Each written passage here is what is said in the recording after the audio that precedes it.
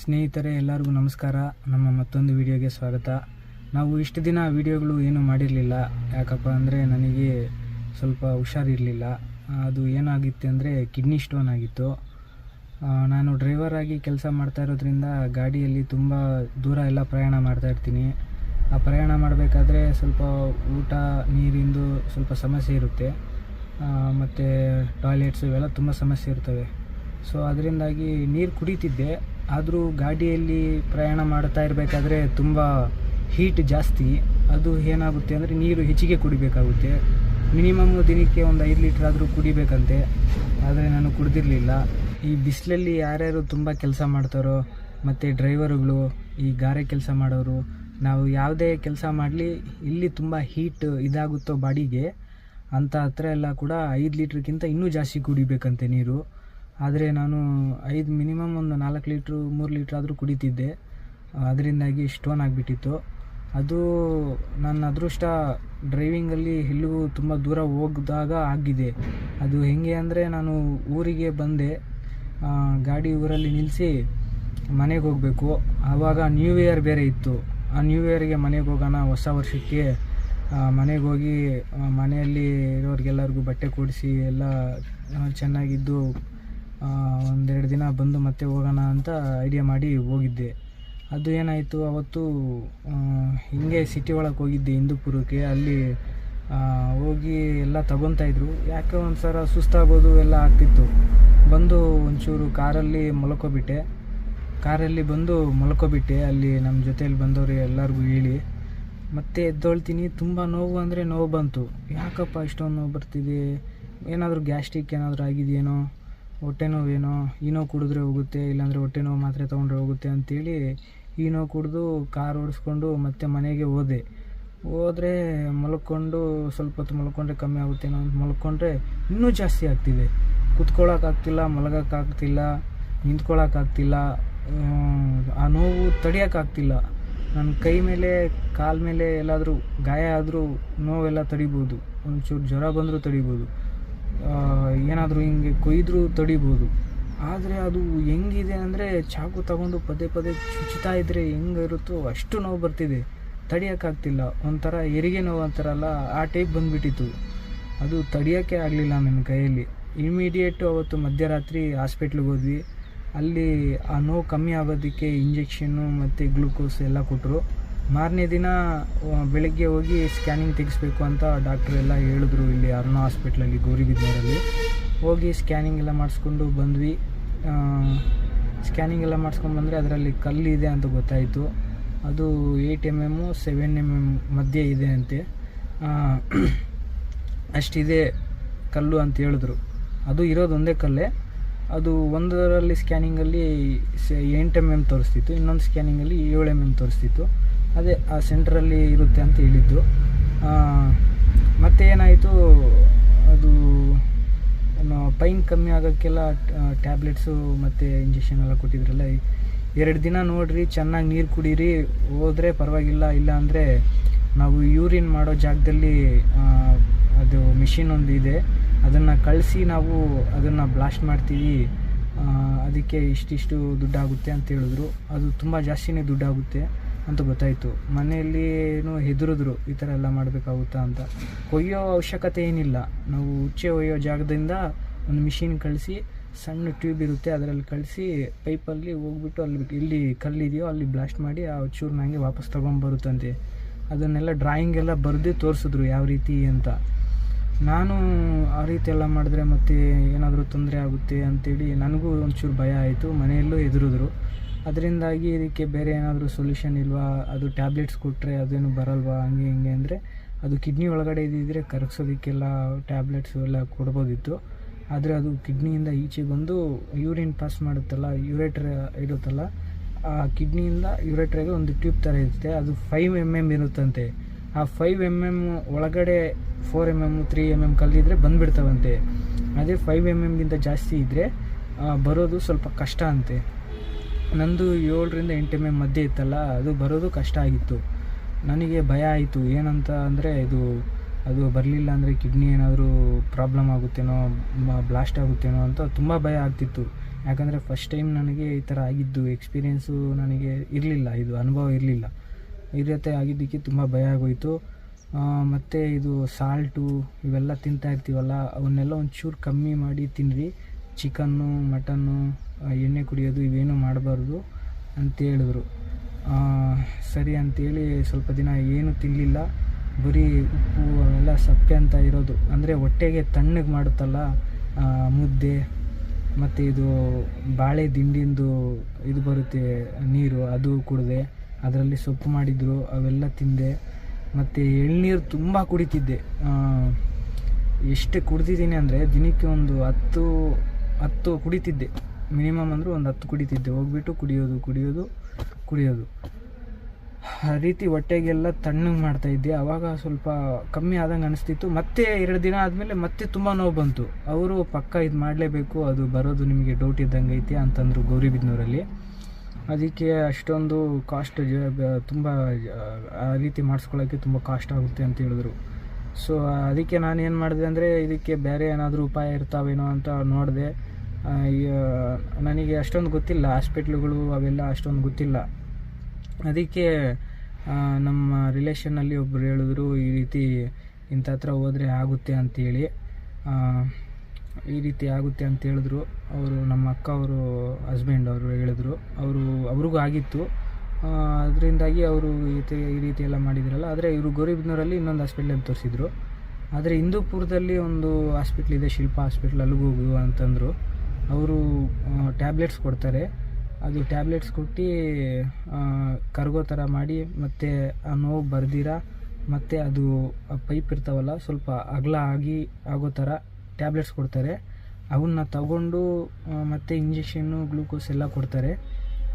ಅವರು ಹತ್ರ ಹೋಗಿ ಇದು ಅಲ್ಲಿಗೆ ಹೋಗಿ ಮೀಟ್ ಮಾಡು, ಅವರ ಜೊತೆ ಮಾತಾಡು ಅಂತ ಹೇಳಿದ್ರು.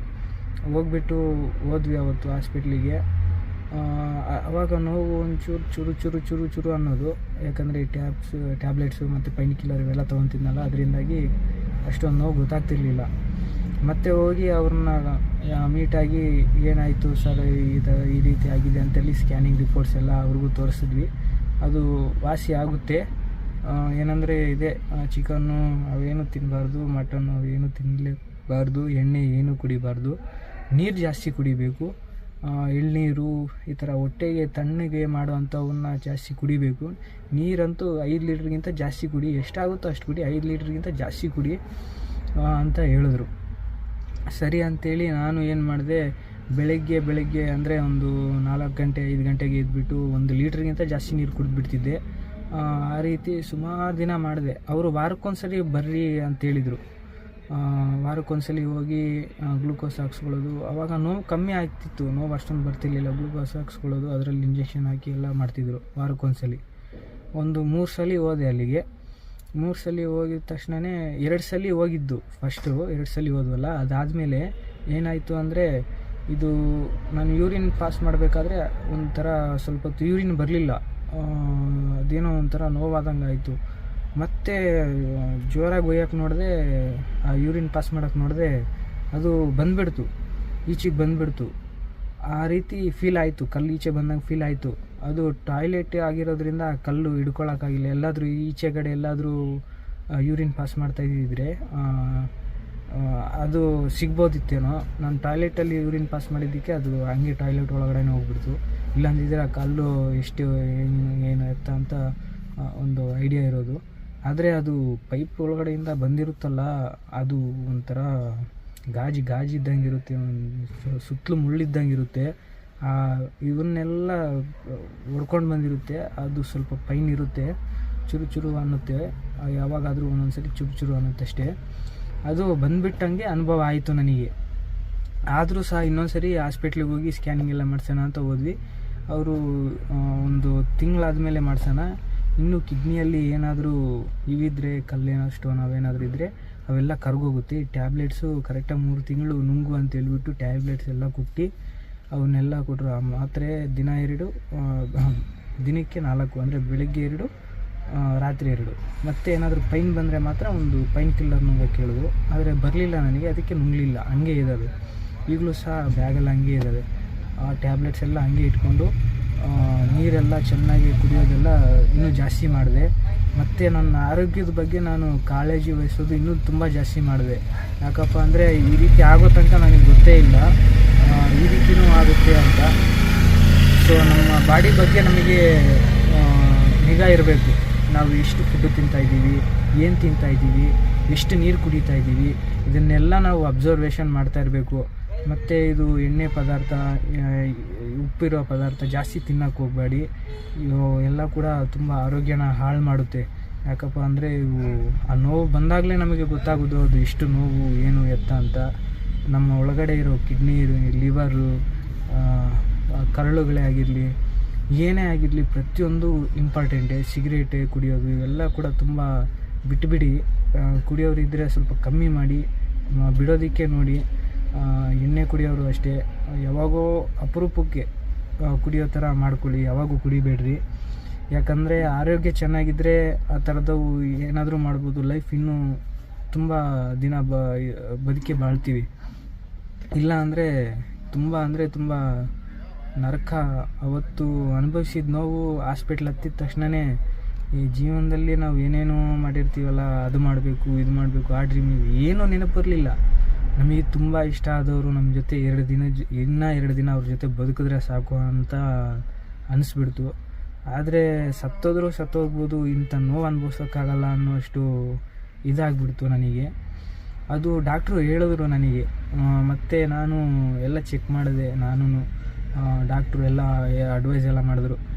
ನಾವು ಯೂರಿನ್ ಪಾಸ್ ಮಾಡಬೇಕಾದ್ರೆ ಯೂರಿನ್ನೇ ನಮಗೆ ಇಂಡಿಕೇಷನ್ ಕೊಡುತ್ತಂತೆ.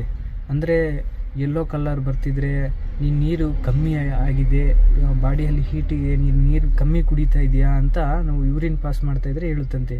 ಅದೇ ಮಾಮೂಲಿ ನೀರು ಹೆಂಗೆ ಕುಡಿದಿರ್ತೀವೋ ಹಂಗೆ ಈಚೆ ಬಂದರೆ ವೈಟಾಗಿ ಅದು ಮಾತ್ರ ಅದು ಏನಂದರೆ ಆರೋಗ್ಯವಾಗಿ ಇದ್ದಾನೆ ಅಂತ. ಅದೇನಾದರೂ ಬ್ಲಡ್ ಥರ ಯೂರಿನ್ನಲ್ಲಿ ಏನಾದರೂ ಬಂದರೆ ತುಂಬ ಲೋ, ಅಂದರೆ ತುಂಬ ನೀರು ಕುಡಿತಾನೇ ಇಲ್ಲ ನೀನು ಸರಿಯಾಗಿ ಅಂತ ಇಂಡಿಕೇಷನ್ ಕೊಡುತ್ತಂತೆ. ನನಗೆ ಯೆಲ್ಲೋ ಕಲರ್ ಬರ್ತಿದ್ವು, ಅಬ್ಸರ್ವ್ ಮಾಡಿದ್ದೆ. ಏನೋ ಈ ಜ್ಯೂಸು ಅವು ಇವು ಕುಡಿತಾ ಇರ್ತೀವಲ್ಲ, ಆ ಕಲರ್ ಏನೋ ಅಂತ ಅಂದ್ಕೊಂಡೆ. ಆದರೆ ಆ ರೀತಿ ಬರಲ್ಲ ಅಂತೆ. ಅದು ಎಲ್ಲ ಫಿಲ್ಟ್ರ್ ಮಾಡಿಬಿಟ್ಟು ಫುಲ್ ವೈಟಾಗೆ ಬರುತ್ತೆ ಅಂತ ಹೇಳಿದ್ರು. ಮತ್ತು ಅದು ಉರಿಯೋದು ಅವು ಇವು ಆದರೂ ಸಹ ಈ ರೀತಿ ಸ್ಟೋನ್ಸ್ ಆಗೋ ಚಾನ್ಸ್ ಇರುತ್ತೆ ಅಂತ ಹೇಳಿದ್ರು. ಆದರೆ ಆ ಸ್ಟೋನ್ ನನಗೆ ಹೊರಗಡೆ ಬಂದುಬಿಡ್ತು. ಸುಮಾರು ಜನಕ್ಕೆ ಬಂದಿತ್ತು ಅಂತ ಹೇಳಿದ್ರು ಇಲ್ಲಿ ಹಿಂದೂಪುರದ ಶಿಲ್ಪ ಹಾಸ್ಪಿಟ್ಲಲ್ಲಿ. ಅವ್ರ ಅಡ್ವೈಸ್ ಮೇಲೇ ಹೋಗಿದ್ದು. ಅವರು ಹೇಳಿದ್ರು ಕೆಲವರಿಗೆ 9 mm ಇದ್ದವರು, 9-10 mm ಇದ್ದವರು ಸಹ ಬಂದಿದ್ದೆ ಹೊರಗಡೆ ಬರೋ ಥರ ಮಾಡಿದಾರಂತೆ ಅವರು ಅಂತ ಹೇಳಿದರು. ಆ ನಂಬಿಕೆ ಮೇಲೆ ಹೋಗಿದ್ದು. ಆದರೆ ನನಗೆ ನಂಬಿಕೆನೇ ಇರಲಿಲ್ಲ, ಬರುತ್ತೋ ಇಲ್ಲ ಅಂತ ಭಯ ಆಗಿಬಿಟ್ಟಿತ್ತು. ಆದರೆ ಬಂದುಬಿಡ್ತು. ಕೆಲವರು ನನ್ನ ಪಕ್ಕದಲ್ಲೆಲ್ಲ ಸುಮಾರು ಜನ ಆ ಹಾಸ್ಪಿಟ್ಲಿಗೆ ಬಂದಿದ್ದರು. ನೋಡಿದೆ, ಓಹೋ ಇವರೆಲ್ಲ ಕೂಡ ಅದಕ್ಕೆ ಬಂದಿರೋದು ಅಂತ ನನಗೆ ಗೊತ್ತಾಯಿತು. ತುಂಬ ಒಳ್ಳೆ ಹಾಸ್ಪಿಟ್ಲ್ ಅದು, ತುಂಬ ಒಳ್ಳೆ ಡಾಕ್ಟ್ರ್ ಅವರು, ತುಂಬ ಅನುಭವ ಇದೆ ಅವರಿಗೆ. ಅಂಥ ಡಾಕ್ಟ್ರನ್ನ ನಾನು ಯಾವತ್ತೂ ನೋಡಿಲ್ಲ. ಅದಕ್ಕೆ ನಾನು ಏನೇ ಆದರೂ ಸಹ ಅಲ್ಲೇ ಹೋಗ್ತೀನಿ. ಕಮ್ಮಿ ದುಡ್ಡಲ್ಲಿ ಕಮ್ಮಿ ಖರ್ಚಲ್ಲಿ ಎಲ್ಲ ಕೂಡ ನೋಡ್ತಾರೆ. ಬಡವರು ಹಾಸ್ಪಿಟ್ಲೇ ಅನ್ಬೋದು ಅದು. ಯಾಕಂದರೆ ಈಗಿರೋ ಹಾಸ್ಪಿಟ್ಲಿಗೆ ಅವೆಲ್ಲ ನೋಡಿದ್ರೆ ತುಂಬ ಭಯ ಆಗಿಬಿಡ್ತು. ಮತ್ತು ಇನ್ನೊಂದೇನು ಗೊತ್ತಾ, ಆ ಆಪ್ರೇಷನ್ನು ಅವು ಇವು ಅಂದಾಗ ಅವರು ನನಗೆ ಎಷ್ಟೇ ಆಗುತ್ತೆ ಎಲ್ಲ ಕೇಳಿದೆ. ಎಲ್ಲ ಆಗೋ ಅಷ್ಟೊತ್ತಿಗೆ ಒಂದು 89 ಸಾವಿರ ತನಕ ಆಗುತ್ತೆ ಅಂತಂದರು. ಆ ರೀತಿ ಎಲ್ಲ ಮಾಡೋದಕ್ಕೆ ಇದು ನಾವು ಯೂರಿನ್ ಪಾಸ್ ಮಾಡ್ತೀವಲ್ಲ, ಅದರೊಳಗಡೆ ಟ್ಯೂಬೆಲ್ಲ ಕಳಿಸಿ ಅದನ್ನು ಹೊರಗಡೆ ಬ್ಲಾಸ್ಟ್ ಮಾಡಿ ಹೊರಗಡೆ ತೆಗಿಯೋದಕ್ಕೆಲ್ಲ ಆ ರೀತಿ ಹೇಳಿದ್ರು. ಸೊ ಅದಕ್ಕೆ ಅವೆಲ್ಲ ಅಷ್ಟೊಂದು ಕಾಸ್ಟು. ಇವು ಆದರೆ ಒಂದು 20 ಸಾವಿರದಲ್ಲಿ ಮುಗಿದೋಗುತ್ತೆ ಇಲ್ಲಿ ಹಿಂದೂಪುರದಲ್ಲಿ. ನನ್ನದು ಅಷ್ಟು ಖರ್ಚಾಗಿ ಇನ್ನೂ ಕಮ್ಮಿನೇ. ಆದರೆ ಓಡಾಡಿದ್ದು ಅವು ಇವು ಎಲ್ಲ ಇರ್ತಾವಲ್ಲ, ಅವೆಲ್ಲ ಲೆಕ್ಕ ಮಾಡಿಕೊಂಡು ಒಂದು 15 ಸಾವಿರ ಒಳಗಡೆನೇ ಆಗೋಗುತ್ತೆ. 15 ಆಗಲ್ಲ, ಒಂದು 10 ಸಾವಿರದ ಒಳಗಡೆನೇ ಆಗೋಯಿತು. ಆದರೂ ಇನ್ನೊಂದು ಸರಿ ಹೋಗಿ ಇನ್ನೊಂದು ಮಂತ್ ಆದಮೇಲೆ ಹೋಗಿ ಇನ್ನೊಂದು ಸರಿ ಸ್ಕ್ಯಾನಿಂಗ್ ಮಾಡಿಸಿದ್ರೆ ಟೋಟಲಾಗಿ ಕಿಡ್ನಿ ಒಳಗಡೆಯಿಂದ ಮತ್ತು ಪೈಪು ಇವರ ಹತ್ರ ಎಲ್ಲ ಕೂಡ ಯಾವುದು ಸ್ಟೋನ್ ಇಲ್ಲ ಅಂತ ಗೊತ್ತಾದರೆ ಆವಾಗ ಫುಲ್ಲು ಇದಾಗ್ಬಿಡುತ್ತೆ. ಸೊ ಇದು ನಂದು ಕಿಡ್ನಿ ಸ್ಟೋನ್ ಎಕ್ಸ್ಪೀರಿಯೆನ್ಸು. ಇದಕ್ಕೆ ಅವರು ಹೇಳಿದ್ದು ಅದೇ, ಎಳ್ನೀರು ಚೆನ್ನಾಗಿ ಕುಡಿಬೇಕು, ಮತ್ತು ಇದು ತಣ್ಣಗಿರುವಂಥದ್ದು ರಾಗಿ ಗಂಜಿ ಬರುತ್ತಲ್ಲ, ಗಂಜಿ, ರಾಗಿದು ಮುದ್ದೆ, ಸೊಪ್ಪು, ಅಂದರೆ ಇದು ಟೊಮೊಟೊ, ಬದನೆಕಾಯಿ, ಇದು ಅವು ಸ್ವಲ್ಪ ಕಮ್ಮಿ ಮಾಡಿರಿ ಅಂತಲೇ ಹೇಳಿದರು. ಮತ್ತು ಇದು ಖಾರ ಸ್ವಲ್ಪ ಪರವಾಗಿಲ್ಲ, ತಿನ್ಬೋದು. ಖಾರ ಜಾಸ್ತಿ ತಿಂದಷ್ಟು ಕಾಯಿಲೆಗಳು ಕಮ್ಮಿ ಅಂತಂದರು. ನೀರು ಜಾಸ್ತಿ ಕುಡಿಬೇಕು. ಊಟ ಕಮ್ಮಿ ಆದರೂ ಸಹ ನೀರು ಚೆನ್ನಾಗಿ ಕುಡಿಬೇಕು. ಮತ್ತು ನಾವು ತಿನ್ನೋ ಊಟ ಈಸಿಯಾಗಿ ಡೈಜೆಷನ್ ಆಗೋವಂಥದ್ದೇ ತಿನ್ನಬೇಕು. ಜಾಸ್ತಿ ಚಿಕನ್ನು, ಈ ಮಟನ್ನೇ ಆಗಿರಲಿ ಯಾವಾಗೂ ಅಪರೂಪಕ್ಕೆ ತಿನ್ನಬೇಕು ಅಂತ ಹೇಳಿದ್ರು. ಯಾಕಂದರೆ ಇದು ಫ್ರೂಟ್ಸು ಇವೆಲ್ಲ ಕೂಡ ಈಸಿಯಾಗಿ ಡೈಜೆಷನ್ ಆಗುತ್ತೆ. ಇದು ಆರೆಂಜ್, ಕಿತ್ತಳೆ ಹಣ್ಣು ಅಂತೆ, ಆಪಲ್ಲು, ಬಾಳೆಹಣ್ಣು ಈ ಥರ ಈಸಿಯಾಗಿ ಡೈಜೆಷನ್ ಆಗೋವಂಥವನ್ನೇ ತಗೊಳ್ಳಿ ಅಂತ ಹೇಳಿದರು ಅವರು. ಸೊ ತರಕಾರಿ ಇವನ್ನೆಲ್ಲ ಕೂಡ ಜಾಸ್ತಿ ತಿನ್ನೋಕೆ ಹೇಳಿದ್ರು. ಎಣ್ಣೆ ಆದಷ್ಟು ಕಮ್ಮಿ ಮಾಡಿ, ಅಂದರೆ ಇದು ಸಾರಿಗೆ ಹಾಕೋ ಎಣ್ಣೆ, ಕುಡಿಯೋ ಎಣ್ಣೆ ಎಲ್ಲ. ಎಣ್ಣೆ ಕುಡಿಯೋಂಗಿದ್ರು ಸಹ ಅದು ಆಲ್ಕೋಹಾಲ್ ಕುಡಿಯೋಂಗಿಲ್ಲ. ಇದು ಈ ಸಿಚುವೇಷನಲ್ಲಿ ಕುಡಿಯೋಂಗಿಲ್ಲ. ಅದಾದಮೇಲೆ ಯಾವಾಗೋ ಅಪರೂಪಕ್ಕೆ ಒಂದು ಸರಿ ಕುಡಿಬೋದು, ಹಂಗೆ ಹಿಂಗೆ ಅಂತ ಎಲ್ಲ ಹೇಳಿದರು. ಸೊ ನಾನು ಕುಡಿಯೋಲ್ಲ, ಅದು ಅವಶ್ಯಕತೆ ಇಲ್ಲ ಸರ್ ಅಂತ ಎಲ್ಲ ಹೇಳಿದೆ. ಆದರೆ ಡಾಕ್ಟ್ರ್ ಹತ್ರ ಸುಳ್ಳು ಹೇಳಬಾರ್ದು. ನಾವು ಏನಿದ್ರು ಹಾಗೆ ಓಪನ್ನಾಗಿ ಹೇಳಬೇಕಾಗುತ್ತೆ. ಯಾಕಂದರೆ ಅದನ್ನು ನೋಡಿಕೊಂಡೇ ಅವರು ಟ್ರೀಟ್ಮೆಂಟ್ ಕೊಡೋದು ನಮಗೆ.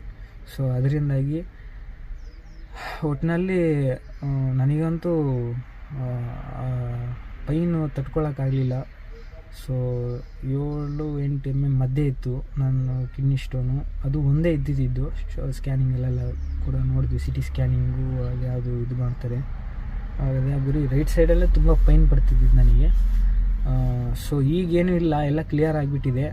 ಕೆಲವರು ನನ್ನ ಫ್ರೆಂಡ್ಸ್ ಎಲ್ಲ ಸಜೆಷನ್ ಏನು ಮಾಡಿದ್ರು ಅಂದರೆ, ಈ ನೀರ ಬರುತ್ತಲ್ಲ, ಅದು ತುಂಬ ಚೆನ್ನಾಗಿ ಕುಡಿಬೇಕು, ನೀರ ಕುಡಿದ್ರೂ ಹೋಗುತ್ತೆ, ನೀರ ಜಾಸ್ತಿ ಕುಡಿದ್ರು ಅಂತಂದರು.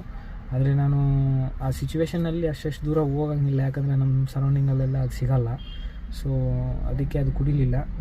ಎಳ್ನೀರು, ಬಾಳೆ ದಿಂಡಿನ ರಸ ಮತ್ತು ಪಲ್ಯ ಮತ್ತು ಅವಕ್ಕೆ ಕೆಲವೊಂದೆಲ್ಲ ಕೊಡ್ತಿದ್ರು ಮನೆಯಲ್ಲಿ. ಅವನ್ನೆಲ್ಲ ತಿಂದು ರಾಗಿ ಗಂಜಿ, ಅಂಬಳ ಏನೇನೋ ಮಾಡ್ತಿದ್ರು, ಅಂದರೆ ತಣ್ಣಗಿರೋವಂಥದ್ದು. ಮತ್ತು ಫ್ರೂಟ್ಸು ಇವು ಬರ್ತಾವಲ್ಲ, ವಾಟರ್ ಮೆಲನ್, ಇದು ಕಲ್ಲಂಗಡಿ ಇಂಗ್ಲೀಷಲ್ಲಿ ವಾಟರ್ ಮೆಲನ್ ಏನೋ ಅಂತಾರಲ್ಲ, ಅವೆಲ್ಲ ಕೂಡ ಅದೇ ಹೊಟ್ಟೆಗೆ ನೀರಿನ ಅಂಶ ಇರೋವಂಥದ್ದನ್ನೇ ಜಾಸ್ತಿ ತಿಂತಿದ್ದೆ. ಪರಂಗಿ ಹಣ್ಣು ಅಂತೆ, ಇವೆಲ್ಲ ಕೂಡ ಈಸಿಯಾಗಿ ಡೈಜೆಷನ್ ಆಗುವಂಥವು ಎಲ್ಲ ಕೂಡ ಚೆನ್ನಾಗಿ ತಿಂದಿದ್ದೆ. ಫ್ರೂಟ್ಸ್ ಇವೆಲ್ಲ ಕೂಡ ಆವಾಗ ಸ್ವಲ್ಪ ಪರವಾಗಿಲ್ಲ, ನೋವು ಬರುತ್ತಿರಲಿಲ್ಲ. ಚುರು ಅನ್ನೋದು ತುಂಬ ಕಮ್ಮಿ ಆಗಿಬಿಡ್ತು. ಆ ಕಲ್ಲೇ ಬಂದುಬಿಡ್ತು ಈಚೆ. ಆ ಅನುಭವ ನನಗೆ ಆಯಿತು. ಬಟ್ ಅದು ಕಲ್ಲು ಸಿಗಲಿಲ್ಲ, ಸೀದಾ ಹೋಗ್ಬಿಡ್ತು ಟಾಯ್ಲೆಟ್ ಒಳಗಡೆ. ಆ ಕಲ್ಲು ಹಿಡ್ಕೊಂಡು ಹೆಂಗೆ ಹೊಡೆಯೋಣ ಅಷ್ಟು ಕೋಪ ಬಂದಿತ್ತು ಅಂದರೆ. ಸೊ ಅದು ಏನಂದರೆ ನಮ್ಮದೇ ತಪ್ಪು. ನಾವು ಕರೆಕ್ಟಾಗಿ ನೀರು ಕುಡಿಲಿಲ್ಲ, ಕರೆಕ್ಟ್ ಟೈಮಿಗೆ ಊಟ ಮಾಡಲಿಲ್ಲ. ಅಂದರೆ ಒಂದು ಫಿಕ್ಸ್ ಆಗಿಬಿಡಬೇಕು ನಾವು. ಡಾಕ್ಟ್ರ್ ಹೇಳಿದ್ರು, ನೀನು ಏನು ಕೆಲಸ ಮಾಡ್ತೀಯ ಅನ್ನೋದ್ರ ಮೇಲೆ ಊಟ ಮಾಡಬೇಕು, ಅದು ಬಾಡಿ ನಮ್ಗೆ ಇಂಡಿಕೇಷನ್ ಕೊಡುತ್ತೆ. ಕೆಲವರು 3 ಹೊತ್ತು ಊಟ ಮಾಡ್ತಾರೆ, ಕೆಲವರು ಬೆಳಗ್ಗೆ ಮಾಡಿದ್ರೆ ಮತ್ತು ರಾತ್ರಿಗೆ 2 ಹೊತ್ತು ಮಾಡ್ತಾರೆ. ಈ ರೀತಿ ಮಾಡ್ತಾರೆ ಊಟ. ಅದೇ ನಮ್ಮ ಬಾಡಿಗೆ ತಕ್ಕಂತೆ ನಾವು ಊಟ ಮಾಡಬೇಕು. ಬಟ್ ಒಂದು ಟೈಮಿಂಗ್ ಫಿಕ್ಸ್ ಆಗಬೇಕು, ಈ ಟೈಮ್ಗೆ ಅಂತ. ಕೆಲವರು ಕೆಲಸನೇ ಮಾಡಲ್ಲ, ಆದರೂ 3 ಹೊತ್ತು ತಿಂತಾ ಇರ್ತಾರೆ. ಸೊ ಆ ರೀತಿನೂ ಮಾಡಬಾರ್ದು ಅಂತ ಎಲ್ಲ ಹೇಳ್ತಿದ್ರು ಡಾಕ್ಟ್ರು. ನನಗೆ ತುಂಬ ಒಳ್ಳೆ ಡಾಕ್ಟ್ರು, ತುಂಬ ಒಳ್ಳೆ ಸಜೆಷನ್ಸ್ ಎಲ್ಲ ಕೊಟ್ಟರು. ಆದರೆ ಅದು ಆಂಧ್ರ ಹಾಸ್ಪಿಟ್ಲು. ಯಾಕಂದರೆ ನಮ್ಮದು ಆಂಧ್ರ ಕರ್ನಾಟಕ ಬಾರ್ಡ್ರಲ್ಲಿ ಇರೋದು ನಾವು. ಸೊ ಅದರಿಂದಾಗಿ ಆ ಹಾಸ್ಪಿಟ್ಲಲ್ಲಿ ತೋರಿಸಿದೆ. ಹಿಂದೂಪುರದಲ್ಲಿ ಸುಮಾರು ಒಂದು 10-15 ಹಾಸ್ಪಿಟ್ಲುಗಳಿದ್ದಾವೆ, ದೊಡ್ಡ ಹಾಸ್ಪಿಟ್ಲ್ಗಳು ಇದ್ದಾವೆ. ಅದೇ ದೊಡ್ಡ ಹಾಸ್ಪಿಟ್ಲು ಒಂದು 15 ಇದ್ದಾವೆ. ನಾನು ಅಲ್ಲೇ ಇರೋದು, ಆದರೂ ಅಷ್ಟೊಂದು ಹಾಸ್ಪಿಟ್ಲು ಯಾವತ್ತೂ ನೋಡೇ ಇಲ್ಲ. ಗೋರ್ಮೆಂಟ್ ಹಾಸ್ಪಿಟ್ಲನ್ನೇ ಸರಿಯಾಗಿ ನೋಡಿರಲಿಲ್ಲ. ಈ ಗೌರಿಬಿದನೂರಲ್ಲಿ ಅವಾಗ ಓಡಾಡ್ತಿರ್ತೀನಲ್ಲ, ಆ ಟೈಮಲ್ಲಿ ನೋಡಿದ್ದೆ ಆ ಹಾಸ್ಪಿಟ್ಲನ್ನ. ಬಟ್ ಆದರೂ ಒಳ್ಳೆ ಡಾಕ್ಟ್ರು ಅವರು. ಆ ಡಾಕ್ಟ್ರನ್ನಂತೂ ಜೀವನದಲ್ಲಿ ಮರೆಯಲ್ಲ. ಯಾಕಂದರೆ ಈ ನೋವು ತಡೆಯೋಕ್ಕಾಗಲ್ಲ. ಅದು ಹೆಂಗಿರುತ್ತೆ ಅಂದರೆ ಅದನ್ನು ಅನುಭವಿಸಿರೋರಿಗೆ ತುಂಬ ಚೆನ್ನಾಗಿ ಗೊತ್ತಿರುತ್ತೆ. ಸೊ ಇದು ನಂದು ಕಿಡ್ನಿ ಸ್ಟೋನು ಅನುಭವ. ಯಾರಿಗಾದರೂ ಏನಾದರೂ ಡೌಟ್ಸು ಏನಾದರೂ ಇದ್ದರೆ ಕಮೆಂಟ್ಸ್ ಮಾಡಿ. ಅದಕ್ಕೆ ಒಂದು ವಿಡಿಯೋ ಅನ್ನೋದು ಪಕ್ಕಾ ಮಾಡ್ತೀನಿ, ಒಳ್ಳೊಳ್ಳೆ ಕಮೆಂಟ್ಸ್ನೆಲ್ಲ ಆರಿಸ್ಕೊಂಡು, ಅದೇನೇ ಡೌಟ್ ಇರಲಿ. ಬಟ್ ಏನಂದರೆ ಎಂಥದ್ದೇ ನಿಮಗೆ ಏನೇ ಒಂದು ಚೂರು ನೋವು ಬಂದರೂ ಕೂಡ ಡಾಕ್ಟ್ರನ್ನ ಹೋಗ್ಬಿಟ್ಟು ಆದಷ್ಟು ಬೇಗ ಚೆನ್ನಾಗಿರೋ ಹಾಸ್ಪಿಟ್ಲು, ಇಲ್ಲಾಂದರೆ ಗೌರ್ಮೆಂಟ್ ಹಾಸ್ಪಿಟಲ್ ಆಗಿರಲಿ, ಯಾವುದೋ ಒಂದು ಹಾಸ್ಪಿಟ್ಲಿಗೆ ಹೋಗ್ಬಿಟ್ಟು ಡಾಕ್ಟ್ರನ್ನ ಮೀಟ್ ಮಾಡಿ. ಯಾಕಂದರೆ ಅದು ಏನು ನೋವು ಅಂತ ಹೇಳೋಕ್ಕಾಗಲ್ಲ. ನಾನು ಹೊಟ್ಟೆ ನೋವು ಬಂದಿದ ತಕ್ಷಣವೇ ನಮ್ಮ ಮನೆಯವರು ಏನಂತಾರೆ, ಅಪೆಂಡಿಕ್ಸ್ ಆಗಿದೆ ಅಂತಾರೆ. ಇವರು ನೋಡಿದ್ರೆ ನಮ್ಮ ಬಾಮೈದ ಇವರು ನಮ್ಮ ಅತ್ತೆಯವರೆಲ್ಲ ನೋಡಿದ್ರೆ ಏನಂತಾರೆ, ಇದು ಅದು ಏನಾಗಿರ್ಬೋದು, ಹೊಟ್ಟೆ ನೋವೇನೋ ಅಂತ ಅಂತಾರೆ. ನಾನು ತಲೆನೇ ಕೆಟ್ಟೋಯ್ತು, ಇದು ಹೊಟ್ಟೆ ನೋವು, ಗ್ಯಾಸ್ಟ್ರಿಕ್ಕು, ಅಪೆಂಡಿಕ್ಸ್ ಆಗಿತ್ತು, ಇಲ್ಲಾಂದರೆ ಬೇರೆ ಏನಾದರೂ ಜೀರ್ಣದ ಏನಾದರೂ ತೊಂದರೆ ಆಗಿತ್ತು.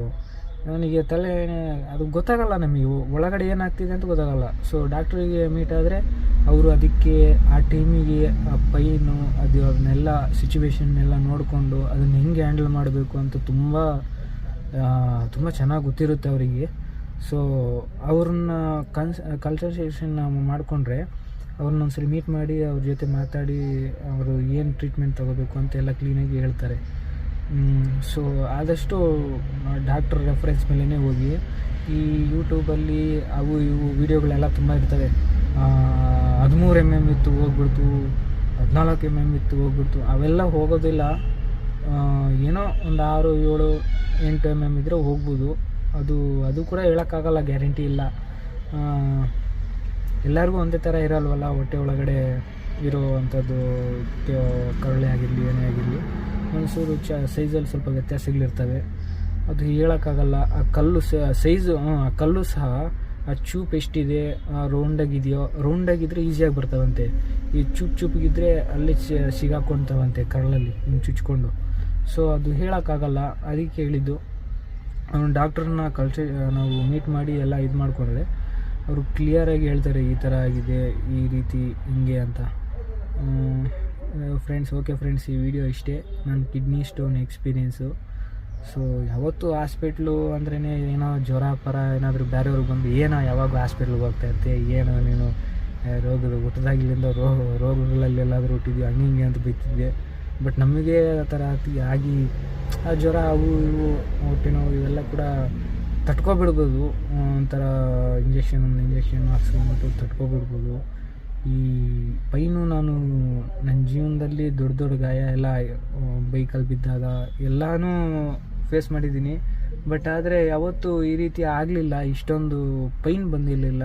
ಅವ್ರು ಹೇಳಿದ್ರು ಡಾಕ್ಟ್ರು, ಅದು ಹೆರಿಗೆ ನೋವಷ್ಟು ಪೈನ್ ಬರುತ್ತೆ ಅಂತ ಹೇಳಿದ್ರು. ಅವಾಗ ಗೊತ್ತಾಯಿತು, ಒಬ್ಬ ತಾಯಿ ಹೆರಿಗೆ ಮಾಡಬೇಕಾದ್ರೆ ಇಷ್ಟೊಂದು ಪೈನ್ ಬರುತ್ತಾ ಅಂತ. ಓಕೆ ಫ್ರೆಂಡ್ಸ್, ನನ್ನ ವಿಡಿಯೋ ಇವತ್ತಿಂದು ಇದಾಗಿತ್ತು. ನೆಕ್ಸ್ಟ್ ವಿಡಿಯೋದಲ್ಲಿ, ಮುಂದಿನ ವಿಡಿಯೋದಲ್ಲಿ ಸಿಗೋಣ. ಅಲ್ಲಿವರೆಗೂ ಟಾಟಾ, ಬಾಯ್ ಬಾಯ್.